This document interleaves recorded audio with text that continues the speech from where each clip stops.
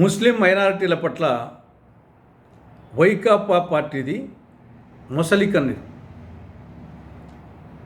వక్ఫ్ సవరణ చట్టం మీద వైకాపా పార్టీది డబుల్ గేమ్, ద్వంద్వ నీతి, రెండు నాలుకల ధోరణి. లోక్సభలోనేమో వక్ఫ్ సవరణ చట్టానికి వ్యతిరేకంగా ఓటేసింది, కానీ రాజ్యసభలో ఏమో వక్ఫ్ సవరణ చట్టానికి అనుకూలంగా ఓటేసింది. అంటే డబుల్ గేమ్. వైకాపా పార్టీకి స్థిరత్వం లేదు. నరేంద్ర మోడీ, అమిత్ షా అంటే భయం. బీజేపీ చేతిలో ఈ ప్రాంతీయ పార్టీలన్నీ కీలుబొమ్మలు. అది వైకాపా కానీ, టీడీపీ కానీ, జనసేన కానీ. దేశమంతా బీజేపీ అంటే Bharatiya Janata party.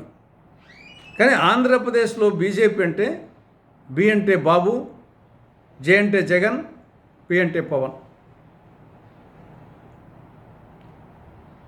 Even citizens amendment act విషయంలో కూడా ఇదే విధంగా జరిగింది. ఈ పార్టీలన్నీ దానికి అనుకూలంగా ఓటేయడం జరిగింది.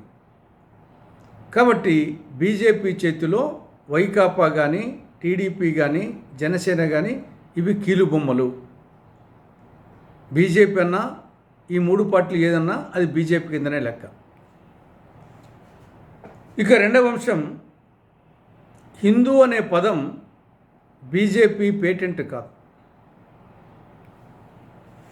హైందవ సంస్కృతి 5,000 సంవత్సరాల నాటిది.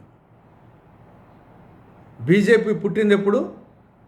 నిన్నగాక మొన్న 1980లో. హిందూ మహాసభ పుట్టింది 1915లో. ఆర్ఎస్ఎస్ పుట్టింది 1925లో. భారతీయ జనసంఘ్ పార్టీ పుట్టింది 1951లో. విశ్వ హిందూ పరిషత్ పుట్టింది 1964లో. బీజేపీ పుట్టింది 1980లో. కానీ హైందవ సంస్కృతి 5,000 సంవత్సరాల నాటి. 1878 సెప్టెంబర్ 2న ది హిందూ పేపర్ ఆవిర్భవించింది. ఇప్పటికీ కంటిన్యూ అవుతూ ఉంది. జి సుబ్రహ్మణ్యం అయ్యర్ దీని మద్రాసులో ద హిందూ పేపర్ను ప్రారంభించారు. అప్పటికి బీజేపీ కానీ, ఆర్ఎస్ఎస్ కానీ, భారతీయ జనసంఘ్ కానీ, హిందూ మహాసభ కానీ, విశ్వ హిందూ పరిషత్ కానీ ఈ పార్టీలే పుట్టలే. అప్పుడే ద హిందూ పేపర్ అని, ద హిందూ అని పేరు పెట్టాడు సుబ్రహ్మణ్యం అయ్యర్. 1904 ఆగస్టు 16న దేశభక్తి గీతం సారే జహాసే అచ్చా హిందుస్థాన్ హమారా అనే జాతీయ గీతం, దేశభక్తి గీతాన్ని రాశారు ఒక మహమ్మదీయుడైన మహమ్మద్ ఇక్బాల్. అప్పటికి బీజేపీ కానీ, ఆర్ఎస్ఎస్ కానీ, భారతీయ జనసంఘ్ కానీ, హిందూ మహాసభ కానీ, విశ్వ హిందూ పరిషత్ కానీ పుట్టలే. అప్పుడే సారే జహాసే అచ్చా హిందుస్థాన్ హమారా అని ఒక మహమ్మదీయుడైన మహమ్మద్ ఇక్బాల్ ఆ దేశభక్తి గీతాన్ని రాశాడు.